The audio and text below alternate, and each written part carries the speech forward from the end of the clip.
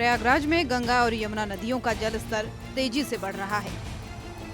लगातार बारिश के चलते दोनों नदियां खतरे के निशान के ऊपर बह रही हैं। संगम तट के कई घाट पूरी तरह पानी में डूब चुके हैं और वहीं आसपास के रिहायशी इलाकों में भी बाढ़ का पानी घुसने लगा है। स्थानीय लोग नावों के जरिए आवाजाही कर रहे हैं और वहीं प्रशासन ने तटवर्ती इलाकों में अलर्ट भी जारी किया है।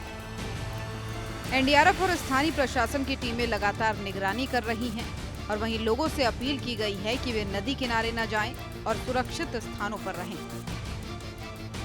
प्रयागराज के साथ ही बलिया में भी बाढ़ ने आम जनजीवन को बुरी तरीके से प्रभावित कर दिया है।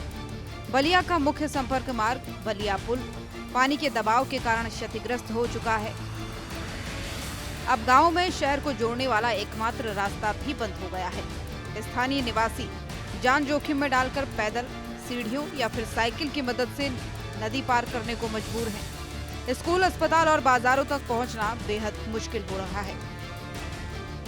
देखिए, जब ये 2016-17 में इस पुल का शिलान्यास हुआ और इस पुल का निर्माण शुरू हुआ, तो किसी भी परियोजना को शुरू करने के लिए भूमि अधिग्रहण की जो प्रक्रिया होती है, क्षेत्र निगम और राजस्व विभाग द्वारा मिलकर इस प्रक्रिया का पालन किया जाता है और ग्राउंड लेवल पर जो सर्वे होता है उसके विपरीत जाकर, अलाइनमेंट के विपरीत जाकर क्षेत्र निगम ने जमीन की जो रजिस्ट्री कराई है, तो जो काश्तकारों को मुआवजा मौके पर जहाँ पुल का अप्रोच बनना है उनको नहीं मिल पा रहा है और जहाँ पुल का निर्माण नहीं हो रहा, अप्रोच का निर्माण नहीं हो रहा है, वहाँ क्षेत्र निगम ने काश्तकारों की जमीन रजिस्ट्री कराकर उनको मुआवजा दिया है।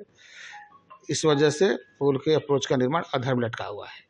मोटा मोटी हमारी नगर पंचायत की करीब 50,000 आबादी और 20 से 25 गाँव, इस तरह हम कह सकते हैं कि लाखों लोग उस पुल के निर्माण होने से प्रभावित होंगे और न होने से आधार में पुल के निर्माण का आधार में लटका हुआ है इस लापरवाही की वजह से। नहीं तो अगर पुल का निर्माण हो गया था, जैसे बाढ़ आ रही है, तो उन 20-25 गाँवों का नगर पंचायत से पूरी तरह संपर्क कट जाएगा, जिसके लिए क्षेत्र निगम पूर्ण रूपेण जिम्मेदार है। और उनके इस पर हम लोगों ने कई बार पहल भी की। पुराने उप जिलाधिकारी महोदय आत्रेय मिश्रा जी थे, राजस्व टीम कई बार आई, इनके जीएम, प्रोजेक्ट मैनेजर, तमाम लोग मौके पे आए। हर बार मौके पे आके चीज़ें देखी जाती हैं, ग्राउंड लेवल पे उनके इम्प्लीमेंट की बात होती है, लेकिन आज तक वो इम्प्लीमेंट नहीं हो पा रहा है, जिससे इसका अप्रोच का निर्माण लटका हुआ है। तो ये इधर उतरने का कुपोषण अभी सही नहीं बन पाई है, तो कि हम लोग को जो ज़रूरत है तो आना ही जाना है सर। ज़रूरत है, मार्केटिंग करने का है तो आने जाना ज़रूरी है। मान लो कोई रिश्तेदारी में जा रहा है, कोई मर गया उसके मिलने जा रहा है, कोई बीमार है उससे मिलने जा रहा है, हम तो वही कंडीशन में जा रहे हैं सर। एक हमारा समधी बीमार है, यही चितबड़ा गाँव, क्या नाम है, स्टेशन के बगल में, कनकन जी के बगल में हमारा रिश्तेदारी है। वो किस नदी पर यह पुल बना है? ये टोन्स नदी है सर, टोन्स नदी है। नदी के उस पार कितने गांव होंगे? उधर दर्जनों से अधिक गांव है सर। गांव का नहीं पूछने का, कितना सारे लोग यही मार्किंग करते हैं सर। कहाँ पे? यही चितबड़ा गांव में। तो आप आ रहे थे तो कितनी दिक्कतें हो रही हैं? दिक्कत तो आप देख ही रहे हैं सर, कंधे पर साइकिल लेकर के इतने आए तो 12-14 सीढ़ियाँ चढ़ना पड़ रहा है। लकड़ी का जो पुल सीढ़ी बना है, 12-14 सीढ़ियाँ बना है, उसके ऊपर हम लोग कंधे पर लेकर के चढ़ रहे हैं। कितना हाइट है, क्यों चढ़ना पड़ रहा है? अब तो जरूरत है तो आना पड़ रहा है सर। कष्ट है चढ़ने उतरने में हम लोगों को, जब जरूरत है तो आना ही जाना पड़ेगा सर। और जब पुल नहीं बनी है तो लकड़ी का जो सीढ़ी लगा है उसी से हम लोग उतर रहे हैं सर। इसी तरह से फजित हो रहा है। कितनी दिक्कत हो रही है आप लोगों को आने जाने में? दिक्कत पूछी मत, बहुत ज़्यादा, बहुत ज़्यादा।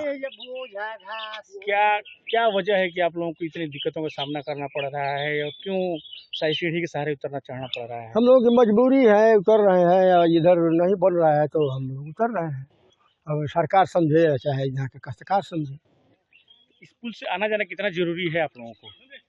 खर्च ही बंद हो जाए ना भेजे तो दूसरा कोई रास्ता नहीं है? कोई रास्ता नहीं है।